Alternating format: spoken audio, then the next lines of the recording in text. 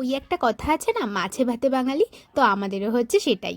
কারণ আজকে আমাদের বাড়িতে হচ্ছে সিলভার কাপ মাছের ঝাল। আমাদের প্রায় প্রায় মাছ হয়ে থাকে, বলতে গেলে রেগুলারই।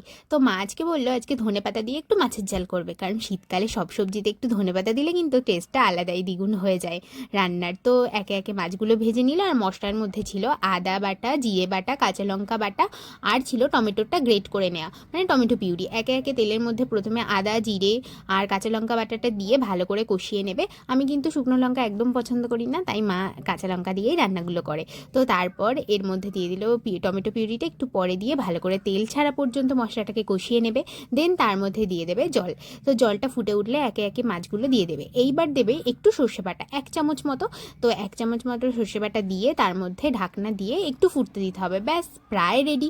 এরপর ধনেপাতা কুচি ছড়িয়ে দিয়ে নামিয়ে দিতে হবে। তো চলো এবার আমরা গরম গরম ভাতে এটা এনজয় করি। টাটা।